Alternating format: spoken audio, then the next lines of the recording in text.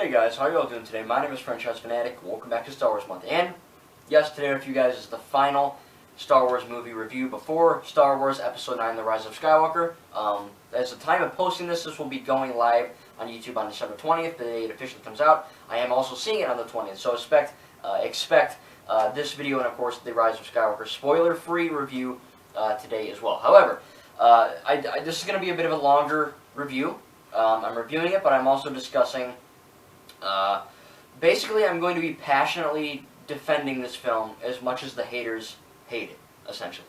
And this is going to be kind of controversial, because I know a lot of people hate this movie, but I know a lot of people love it too.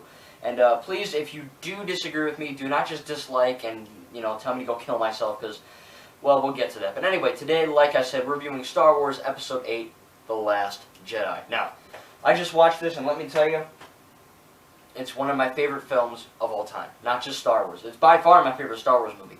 But it's also one of my favorite films of all time. So, I have my list.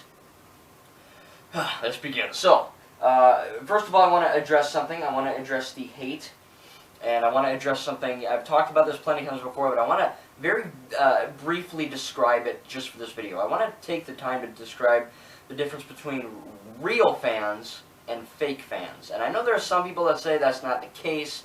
There are no fake or real fans, and I say there are. A fake fan of Star Wars is a person that hates it. They hate Disney Star Wars. They hate the extended material. They hate the new canon. They hate Resistance, just because. They hate The Last Jedi for stupid reasons, which I'll get into. They say something like, with Rose Tico, Kelly Marie Tran, they called her a fat Asian bitch. They call... Ryan Johnson, a man baby with ginger hair that needs to die. You ruined my childhood. I hate Star Wars. Star Wars is dead. The new trilogy killed it. They should have stopped with Episode 6. All of this stuff is not only wrong, but it's also a very negative mindset, and it's very toxic to the fans that just love all of Star Wars, like me. I love the originals, I love the prequels, and I love the sequels. I have a problem with most of them, just one or two problems. Again, go watch my other reviews of their films. But I'm a real fan. Now let me describe what a real Star Wars fan is. A real Star Wars fan does not hate Star Wars. You can love all of Star Wars, or you can dislike some of Star Wars. I know people that dislike The Last Jedi for real reasons. I know people that dislike Solo, A Star Wars Story, or The Phantom Menace, or Revenge of the Sith, or Return of the Jedi, or The Clone Wars. Anything. If you're a real Star Wars fan, you don't have to be... bubblegum rainbow, oh, I love everything Star Wars. You can dislike things and have real opinions, but when you hate it and make fun of people for having real opinions, you're not a fan of Star Wars. Get out of this fandom. Now, with all that being said, let's begin. I'm going to go through the actual things first and then move on to the real criticism. So, the acting, I'm just going to say it, 10 out of 10 across the board. This is the best acting in any Star Wars movie. From watching 1 through 8, including the Clone Wars animated film and Rogue One on Solo, all the acting is great in those films, except for the prequels and the original trilogies. Again, go watch my other things. But this movie has 10 out of 10 acting across the board. No problems. Writing, Ryan Johnson, just like Knives Out, you did a great effing job writing the script of The Last Jedi. All these toxic moron fans saying, oh, college professors are teaching students how shitty the script is, and that's just bantha fodder. That's bantha poodoo. If you dislike the script, that's fine. You can have your opinion, and that is your opinion. That's not classified as being a toxic hater. If you don't like the writing, that's fine. I, in fact, love the writing. I think it is 10 out of 10. It is, in fact, the best writing in a Star Wars film ever, in my opinion. Sound, it all sounds great. Again, John Williams, the score. Everything is great sounding in this film. The action, this is by far the best action in the Skywalker saga so far. Again, if you have seen The Rise of Skywalker, Episode 9, I don't want to know anything about it. I'm seeing it today as this video goes live, so don't frickin' say anything ever. Again, when I want to do spoilers, I will. But the action, I love the action in every Star Wars movie except A New Hope. Really, it's all great stuff. However, the throne room battle is the best Star Wars fight ever. And I know some haters go, oh, a blade disappears in that shot, and that guy's choreography's off. And first of all, the choreography is not off. It's meant to be that way. There's a scene, if you look in the left, when they're having that really badass one-shot. There's a Praetorian guard who kind of goes like this and looks at his buddies and then goes like this. There's a guy that misses because he can't see straight. It's all meant to be there. Disney's not retarded. They understand comedy. And I'll get to that in a minute. But The Last Jedi has, like I said, Finn versus Captain Phasma. Amazing. The Last Jedi throne room scene. Amazing. The beginning battle. Amazing. Every single fight in this movie is not only fun to look at, but it's also impactful to the story. And that's what I absolutely love about it. Again, for people to, again, judge that throne room scene off of one shot where the dagger disappears or something stupid, a shot is just an amalgamation of different shots to make up a collective scene. So if you're judging a whole scene off of one shot and then claiming that shot is bad or ruins a film, again, that's being a hater and kind of overly critical and just kind of dumb. You know what I mean? In that regard, I could say, oh, The Dark Knight Rises has great action, but there's one scene when Batman and Catwoman are fighting on a rooftop and one guy just falls for no freaking reason. Worst movie ever, it sucks balls. I'm not going to say that because I'm not a hater of The Dark Knight Rises. It's one clip, and it doesn't affect the overall narrative of the scene. Let's see here. Going on to CGI, I love the CGI, of course. Duh, it's a Disney movie. It's one of the newer ones. 2017 it came out, and it just looks amazing. This is the best-looking Star Wars film to date so far as well. Best shot, best everything. Going to directing, of course, Rian Johnson directed this as well. He wrote and directed this. And it's just the best directing ever in a Star Wars movie. Nothing's out of focus, nothing's out of shot, nothing's weirdly aligned, nothing clips, nothing sounds weird, nothing is weird. Shots have meaning. When Rey is training on Ahch-To and she picks up her lightsaber and she's doing a certain training routine, it's like a mirror of Kylo Ren versus Luke on Crate, the same exact thing. It's very poetic, and every scene in this movie counts. Every single shot counts, and I love that. Alright, so let's get into the big meat and potatoes of this film, and I'm going to address the haters out there and tell you why you're wrong, respectively. I'm not going to tell you to kill yourself. I'm not going to tell you that your opinion is shit, like you guys tell me. I'm above the haters, and I'm going to respectfully tell you guys, and again, not you guys, you know, I'm talking about the haters, the morons, the toxic fans, and trust me, I've been waiting to do this video for a long effing time. Let's go here. The bombs falling in the beginning, right? Okay. If you have the Last Jedi Visual Dictionary, which is probably $15, $20 at your local Target, it's canon, it's great stuff. When the bombs fall, not only did Rian Johnson want to mimic a World War II bombing sequence, which is perfect, but he also wanted to kind of, you know, everyone had a problem, and they're like, oh, how come the bombs fall? They're in space. Well, first of all, let me just say this. If you're judging Star Wars based on how space works, you're in the wrong franchise, my friend. Star Wars has never taken our rules into effect. They've taken their own rules into effect. So with that being said, when the bombs fall, there's little red dots on them that blink. They go beep, beep, beep, and they go poof, they fall down, right?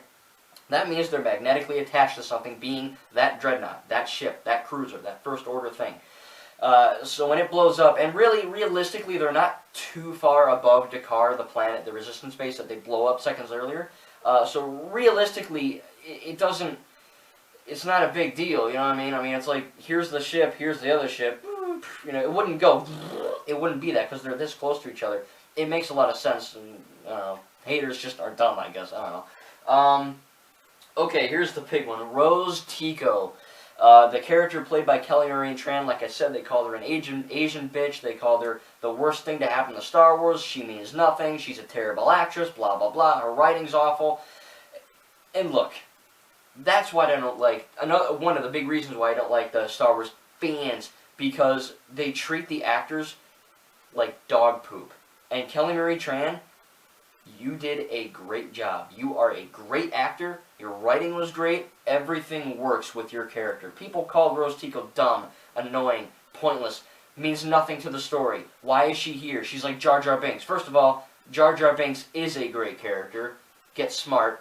Also, Rose Tico, she is one of the most important characters in this film and the whole Skywalker saga. What does she do that doesn't make her, you know, annoying and pointless and dumb? Well, let's see here. She is really there to help Finn's character grow. If you saw my Force Awakens review, Finn is a runner, he's a baby, he's a wuss. Every time he gets his big boy pants on, it's to save Rey. And what is the first thing he says in this movie? Boom! Where's Rey? That's it. And he's a runner. He gets caught by Rose trying to run. And Rose not only teaches him to fight for what's right and not run and be a coward, she also runs organically into the kid on Canto Bight on the planet Cantonica to give him the Resistance ring to show that there is hope in the galaxy. So she single-handedly gave hope to the whole galaxy. She tried to help fight Captain Phasma by shooting at her. We got a little bit of backstory on her on Cantonica and Canto Bight. She saved an animal. She saved a fathier. She stuck it to the rich people who profit from the war. All of this, accompanied by some pretty good humorous moments and good one-liners, really make Rose Tico one of the best characters in the Star Wars universe. And people who say that she's a bad character, you're just not with it. I'm sorry. I'm trying not to call you an idiot, but it's really hard not to, because this really blurs the line between opinion and fact. Rose Tico is a great character. If you don't like her acting or her writing, that's fine. That's your opinion. But for her to be a good character it's objectively good. She is a great character. She contributes so much to this movie. And yes, I've heard that she gets sidelined in Episode 9. Whatever. That's that movie. But in this movie, she very much is a key player, and she does a lot of great things. Like I said, she's one of the best characters in the entire franchise. Let's see. Canto Bight. Yeah, Canto Bight. Okay. A lot of people had problems with Canto Bight. Oh, Finn and Rose go there for no reason. We don't know why they go. Nothing happens. It's a failure. They shouldn't have even added it in the movie. Well, okay, let's just think about this for a second. Finn and Rose go to Canto Bight to find the Master Codebreaker, who is played by Justin Theroux, who plays Lord Garmadon in the Lego Ninjago movie, and also, I think, the Tramp in the live-action Lady and the Tramp remake on Disney+, I think. Yeah. So, essentially, they go there to find this Codebreaker. Maz Kanata, in a brilliant move, again, really quickly, Maz Kanata didn't really have a place in The Force Awakens. Her place now, comic relief, and it works. Maz is like, hey, go to Canto Bight, find this guy with the lapel on him, whatever, the Joker flower thing, and he'll help you break into the Supremacy ship to destroy, whatever they were trying to do with Snoke. And it really, Finn and Rose go there to find this guy to help out the Resistance. So for people to be, oh, they're just there to be there, you're not paying attention to the movie, buddy. Yes, it ends in failure, but as Yoda specifically says, the best teacher failure is. And the whole movie's about failure. Finn fails, Poe fails, but they all learn from it. Luke failed, and he grew from that moment. Rey failed. Everyone in this movie failed in one or two instances, and it helps. And that whole sequence between Finn and Rose, yeah, they failed to get that guy, but they met DJ, aka Don't Join, and he did the same thing. Of course, it kind of backfires, but it all worked out in the end. So, yes, they failed to get the thing on Canto Bight, and they left Canto Bight, but they still did a good thing. They released one creature, and they stuck it to the rich guys that profiteer from war. That is a great thing. And I'm not saying rich people are bad. That's not what I'm saying, like all these other idiots online. It's just simply that these people got so freaking rich because they sold war elements and weapons and blasters, whatever, to the First Order. And that's bad, okay? That's bad. And Rose knows this because these same people destroyed her family and her home when she was a kid. And that's why she says, I want to smash my whole fist through this lousy, beautiful planet. And Canto Bight means a whole lot than what people give on. Yes, it ended in failure, but that's the point. Let's see here. DJ, Don't Join. He's a great character. He's first we see him, he's like a Han Solo character where it's like, oh, what's he going to do? Is he bad or good? And he gets Rose's thing, which Rose's Paige's sister, and she dies. And she kind of gives her like this moon crest thing that, means a lot to Rose. And he takes it, and, Finn's like pissed. He's like, give that back to her. It means a lot. And he kind of gets in, and he gives it back to her. He's like, take it. I don't want it. It means more to you than me. And that's a great character moment. DJ is a scum weasel for sure, but he's also a good person. And when he turns them in to the First Order and Hux and all that, he genuinely feels sorry. And that's a great character. It's not just, oh, I'm evil, or oh, I'm good. It's, what do you think I am? And, he even offers Finn. Rose is telling Finn, keep fighting, and DJ's telling Finn, don't fight, stay neutral, bad and good. There's no real distinct line between them. It's all a blurred thing. DJ's a great character, and I hope he's in Episode 9. I love everything that he was doing. It was funny, he was sarcastic, he was a good person, and he was a bad person. At the end of the day, though, he's a great character. Holdo, General Amelin Holdo. Okay, first of all, if anyone has a problem with Holdo being a woman in charge, you're not a Star Wars fan, and also, Mon Mothma is a woman, and she was in charge of the rebels. So for all these people saying, oh, it's the last woman, or the woman editions, the Force is female, get out of here. That's not true. When men and women are equal, and we all know that, if you're smart. But going forward with that, honestly, Holdo's another great character. She's one of the best characters in the entire Skywalker saga. This movie's full of great characters and tons of idiots who just think that they know what they're talking about, and you don't. I'm sorry. Again, if you don't like Holdo, that's fine, but for these reasons that I'm talking about, again, it blurs the line between just, it's fact. So really, everyone in the world is, oh, how come Holdo didn't tell Poe the plan? Well, this is why. Because Poe Dameron is a cocky, flyboy, trigger-happy dude, just like in The Force Awakens, and that was one of my negatives about him. He's basically a Han Solo Wedge until he's ripoff. And really, he fucks up and he gets people killed. That's exactly what he does. And he gets demoted by Leia. So really, generally speaking, Holdo is not obliged and obligated at all to tell him the plan. He got demoted. He screwed up. He got tons of people killed. He did destroy a dreadnought, but in doing so, he didn't think. He got into the cockpit and he blew crap up, and he got a lot of people killed. Dead heroes, no leaders. And that's the big thing. Holdo's like, look, I don't have to tell you crap. You just screwed the entire resistance up. I'm not telling you anything. And really, Rian Johnson's amazing writing. We know Poe Dameron. We know that he's a good guy. You know, we're comfortable with Poe, but we're not comfortable with a new character like Holdo. She's mysterious, and she seems like she has an alternate motive. And she does. She's storing up fuel for the escape pod so everyone can leave, and then she stays on board to ram into everyone and save the day. That's why she wouldn't tell Poe the plan. Also, Poe screwed up anyway. Because when Finn, Rose, and are talking to Poe, and Poe's literally telling, hey, Holdo's doing this, and we're getting aboard Snoke's ship. DJ has like the ears of a fox, man, because he heard that, and that's why. Because Poe's an idiot as well. Not only does he get people killed, but he tells them, also telling DJ, so that he can turn them in and get money for that. He's just, like I said, it's a whole thing, and everything in this movie is connected, and when you don't get it, it throws your whole balance off, and you need to have a brain, and just, oh man, these haters drive me crazy. But ultimately with that, you know, she does sacrifice herself, but in doing so, she is a great character, because she, again, shows Poe that there's more than just jumping in and blowing stuff up. You need to think things through. So in The Force Awakens, and in half of The Last Jedi, Poe Dameron is a character, and kind of Resistance, the show. Poe Dameron is a character that just jumps in and blows stuff up, and that's it. But when he's forced to think and become a leader, that's when he struggles. And toward the end of The Last Jedi, he becomes a man who's willing to fight and sacrifice himself, and also think for once.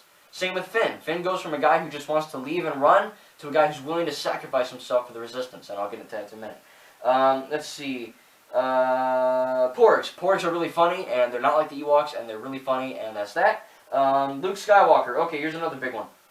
Everyone who's who's a hater said, oh, Luke Skywalker was out of character. Luke Skywalker was this. Luke was that. Luke was that. Rian Johnson ruined my childhood. Luke would never attack his nephew. Bull poop. You're not a real fan. The whole thing with this is, look, in A New Hope, Luke was very immature and kind of restless and just, let's go, you know. Empire Strikes Back, he gives up too easily. He's a bit of a whiner. Return of the Jedi, Luke is very enraged. He beats up, he almost kills his father. He chops his effing arm and hand off. He's very enraged. Luke Skywalker has never been a perfect person. We love Luke. Real fans love Luke. Not because you grew up with A New Hope and it's nostalgia. Real fans love Luke Skywalker because he's a human, not a god. He makes mistakes, but he learns from them. And that's why we love Luke Skywalker. End of story. However, for him to do this, yes, Luke Skywalker would try to kill his nephew. He tried to kill his dad a little while ago. And the last thing Luke does with a lightsaber, technically in Battlefront 2 he slays some bugs, but really, in Return of the Jedi, he wins by not fighting. He throws his lightsaber down and said, I'm not going to fight you. I'm going to save my father. And he did it. And of course, when Snoke is kind of destroying Kylo Ren's mind, the real story, Luke Skywalker sensed the darkness in him, and it was far worse than Vader, and he thought for the briefest second that he could stop it. And for that 1 second, he regretted it. And in that moment, that's all it took for Ben Solo to get mad, destroy the hut, destroy the Knights of Ren, and everything fell on Luke. And he took the responsibility because he thought it was his fault. And it was. He messed up. He tried to kill his nephew. And for people saying, oh, he wouldn't do that, well, he just tried to kill his dad, so who frickin' who? Of course he would. Luke Skywalker has never been a perfect person, and it's perfect because you have Kylo Ren on one side saying, let the past die, kill it if you have to, right? That's very violent and very kind of negative for Kylo Ren, right? But that's not, people think, oh, Rian Johnson wants the past to die. No, that's the villain talking. Kylo Ren wants that to die. Luke Skywalker also wants the Jedi to die, but not in the most violent way. He wants the Jedi to die because all they do is mess up. And that is 100% true. The Jedi are perfect people, but behind all that awesomeness and badassness and, you know, all that, they do mess up. They allow Darth Sidious to rise and destroy them. And that's bad. Luke Skywalker was a Jedi, and yeah, he saved his dad, and he became a legend for it. And it was too much for him to bear. No one stops making mistakes. I don't care that Luke saved his dad. He's still going to make mistakes. We all still make mistakes. Let's pretend I just saved someone from getting hit by a bus 2 minutes ago. I'm still going to make mistakes. That doesn't make me the hero of the world, and I'm going to heaven, and I'm perfect, right? Anyone can mess up. And Luke messed up again, and he took that too powerfully on himself. Of course, a blessing from Master Yoda. Of course, Yoda, is that actually on here? Yeah, but I'll get at that in a minute. Yoda essentially tells Luke, he burns down the tree in the text. Well, not really the text were in Rey's pocket, but Luke is like, yeah, I'm going to go destroy the Jedi. And Yoda says, look, it is time, but it's not time for the Jedi to end. It's time for the Jedi to evolve. And that's the moral of the movie. Rian Johnson doesn't want the past to die. That's the villain talking. That's Luke talking. Yoda is telling Luke, look, the Jedi don't need to die, they need to evolve. The Jedi F up, yeah, a lot. But maybe these new people can make it better. And he says, all these books, they're not good books. They're not page-turners, you know. And that's really encapsulating the whole folly of the Jedi. You have all these dumb rules and all these stupid things they have to follow, and that led to the fall of Ahsoka, the fall of Anakin, and the rise of Lord Vader. And Yoda's telling them, look, Rey already understands everything that's in this book. And by that, I don't mean that Rey is perfect and she's the new God, right? That's not what I'm saying. That's not what anyone's saying. What that means when Yoda says, hey, look, everything in this book, Rey already knows. That's because the Jedi already knew all that to begin with. The Jedi are gone anyway. It doesn't even matter. Luke's dead. He wasn't the last Jedi, though. Rey will train. And she knows everything already. Every Jedi. Even Mace Windu, Coyote-Mundi, Luminara Unduli, Aayla Secura, they all knew everything to be everything about the Force. They just didn't tap into it because they had all these rules binding them down. So when Yoda says, let the past die and, you know, burn these books, burn this tree, he's not saying let the past die, kill the Jedi. Let them evolve and let the new people who have all the information already, they just need to tap into it. It's perfect, really. It's a beautiful thing. So yeah, Luke Skywalker was not out of character, and he died the most peaceful death in the world. He will not be the last Jedi. He got his spark back, and the galaxy has hope. Leia's scene. Leia Organa gets blasted out, and she uses the Force to pull herself back in. No, I freaking hate this. Haters. She did not fly. She did not turn into Mary Poppins. It does, albeit I will admit, it looks a little corny for 1 second, but she is instinctually force pulling herself toward a ship. What was the first thing Luke Skywalker did on his own with the Force? Force pull a lightsaber on Hoth to kill a Wampa, and that was 100% instinct. He did not have any training. All he had training was blocking some things with a lightsaber. That's it. No one had a problem with that. Same with Rey. Rey uses the Force to mind manipulate a stormtrooper in The Force Awakens. She didn't know how to do that. How does she know how to do that? Mary Sue? No, she's not a Mary Sue. Rey, essentially, she grew up learning how to fight. So she got that down. Knowing how to fly, she got that down. She just doesn't know how to use the Force yet. That's her training. And she got training in The Last Jedi from Luke. Of course, she's going to get more of it in The Rise of Skywalker. But, essentially, going forward with this, a lot of people have problems that Rey's so powerful. Well, Snoke said it himself. Darkness rises and light to meet it. Kylo Ren is the new dark guy, and they need one, that sounds weird, but the one dark Force guy, and they need a light side person to balance that, and that is Rey. Rey doesn't know why she's powerful. Oh, I must be related to someone special, right? Well, maybe not. Who knows? We'll find out tomorrow. Or I will. But really, that's the beauty of it. You know, Rey doesn't know why she's powerful. She thinks it's because she's related to Skywalker or Kenobi or something. It turns out, no. It really helps the character grow, though, and that she's just good at the Force because it's balance, yin-yang, and that's all that is. But anyway, going back to Leia, that was her instinct. That was, Rian Johnson even said, that was Leia's way of saying, F this, I'm not done with the fight yet, I'm coming back in.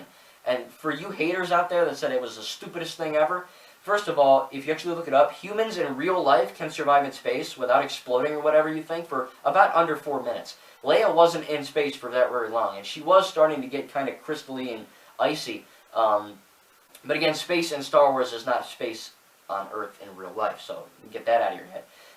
And she really was unconscious the whole time. When she opens her eyes and moves her fingers, that's not her going, "Woohoo, I'm powerful." That's not what that is.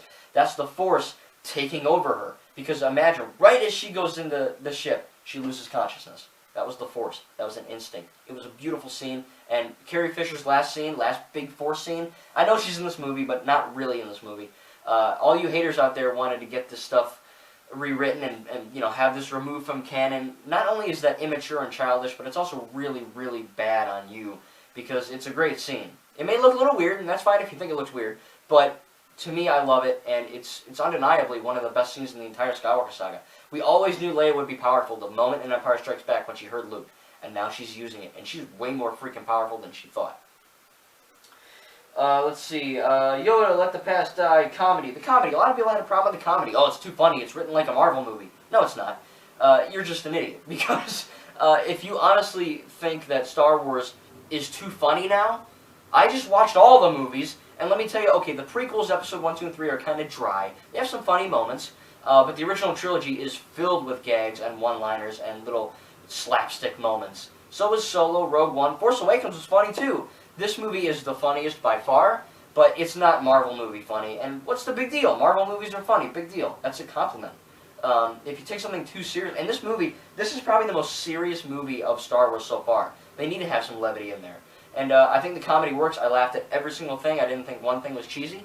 Like I said, the porgs are really funny, and that awesome, like, you know, cleaning thing or whatever he did. I don't know. It was really, every joke in this movie is great. And again, for you to say that the comedy ruined this movie, it didn't, because the other movies had the exact same level of comedy. Just this one was funnier. I don't know. Let's see here. Chewbacca. A lot of people had a problem with Chewbacca. Oh, Chewbacca doesn't do anything. He just tries to eat a porg. That's it. Rian Johnson must hate Chewbacca, right? No. If you had a brain and you didn't go pee-pee during the movie, you'll know that Chewbacca was flying the Falcon during the Battle of Crate, and he was wrecking those TIE fighters. So yeah, Chewbacca did a really good thing in this movie.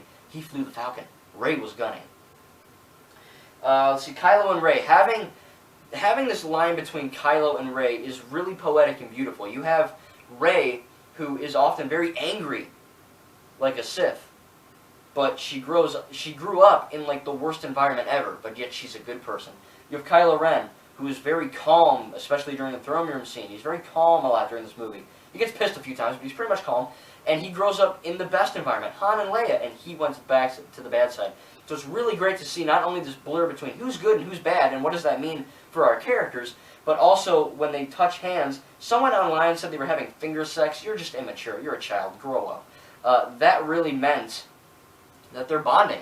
And again, it's great to see a bad guy who's not just, I hate the good guys all the time. It's really cool to see that they're starting to kind of figure out each other. And Rey immediately starts throwing him insults. You're a worthless snake. You killed your father. You suck. I hate you. Put a towel on. You know, all these things. And Kylo Ren's just like, listen, calm down.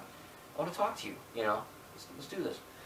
Hux. Hux is a punching bag in this movie, and that is amazing because in The Force Awakens he was too overly serious and it didn't work. End of story. Great character. Rey's parents are nobodies. Now, if you know who Rey's parents truly are, don't tell me, but as far as right now, again, I haven't seen Episode 9, Rey's parents are nobodies, and that is the best choice that they could have had. Having Rey's parents be a Skywalker or a Kenobi or a Palpatine or whoever, that is extremely easy and extremely lazy. Guys, so sorry about that. Of course, as a longer film, my camera freaking died on me. So going back to that, I'll just start up at Phasma again, Captain Phasma. I wasn't very far from that.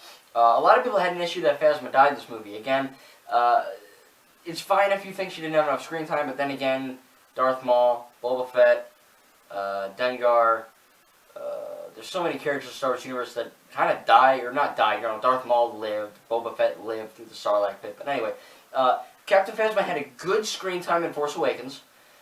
She had a lot of canon comic books explaining her origin and some stuff between the films, and she had one awesome scene in The Last Jedi, which is one of the best fight scenes in Star Wars history. So, again, kind of like Snoke, the film never asked the question of who Snoke was. It didn't matter. We made it. You guys, we made it matter, sadly, because that ultimately destroyed some people's opinions. But really, like I said, Phasma is ultimately just a shiny stormtrooper. That's it. You know, she was smarter than some of them, but that was basically it. And I will agree that the deleted scene of her death is a little better, but still, I love her death scene. It's amazing. I don't even know, she might be alive in the new one, who knows, but it's amazing, and I really don't think that we should have had any more of her. I think that was perfect enough what they showed, so I have no issue with it. The same with Snoke, like I said, if I said this, I'm sorry, but I'll touch upon it again. Snoke being nobody is great. There may be somebody, who knows, I will find out tomorrow. Don't tell me in the comments. But again, Snoke is a red herring. Snoke is there to help Kylo Ren's character, just like Rose is there to help Finn's character. And some people can't see that. A lot of people had an issue with Snoke's red throne room being very simple, and I guess you're kind of simple, because Snoke's throne room is just bright red, symbolizing his power and his regime. And after it goes up in flames and the room burns, so does he. He burns with it. It's amazing visual storytelling. And it's something that not a lot of people understand. Hyperspace traveling. Oh, why couldn't they just do that before? Oh, how come you can't just ram things and other things before? It breaks the timeline. No, it doesn't. When Holdo does that, it just destroys everything. There's debris everywhere. That's the worst thing you could do, but it's the only thing they could do at that time. Same thing with hyperspace tracking. If you pay attention and you're a real fan during Rogue One, a Star Wars story, before you throw shade at the fact that they're hyperspace tracking now, Jyn Erso is going blah, blah, blah, blah, hyperspace tracking, blah, blah, blah, blah. She's listing off a bunch of things, and she mentions it. So all the way before A New Hope Episode 4 starts, because of course Rogue One is right before Episode 4, you literally get this idea. So it is really, really brilliant, of course. Crate, I love Crate. I really can't wait to play it in LEGO Star Wars The Skywalker Saga. It's a great map in Battlefront 2. I love it. I just love Crate. It's amazing. The Battle of Crate is amazing. Everything Crate is just great. Crate is great. A lot of people saying that Episode 9, this isn't really a spoiler, but Episode 9 is apparently going to retcon or change The Last Jedi. Well, there's nothing really to change. You know, I mean, there's nothing that... This movie doesn't change too much. It just kind of alters things. Luke dying, you can't really undo that. That'd be retarded. Luke was in character. Perfect. Snoke being killed made absolute sense. We don't know who he is. Either it doesn't matter, or we'll just find out in Episode 9. Rey's parents being nobodies. Again, I'll say it again. Rey's parents being nobodies is great for Rey. But if it turns out to be someone else, they're not really retconning for these trolls to be happy. They're not retconning anything. Her parents probably were always someone. Kylo Ren was just lying for her to join her on his side. So it's really simple stuff here. And of course, let me just end by saying I am a positive fan. Again, I do have negatives and I do have positives about mostly everything Star Wars. I don't hate anything. I don't hate anyone that involved. I think Kathleen Kennedy's doing a great job. Again, you can have your opinions on things. That's not what I'm saying. So if you don't like The Last Jedi for real reasons, like the writing, the pacing, the acting, the editing, you were disappointed by it, that's fine. But for people who hate it for dumb, like all these reasons I just talked about, which I just corrected the hate, it really makes no sense. So if you really have a question on The Last Jedi, or if you're confused about something, please tell me in the comments, because I will try to answer them in the comments.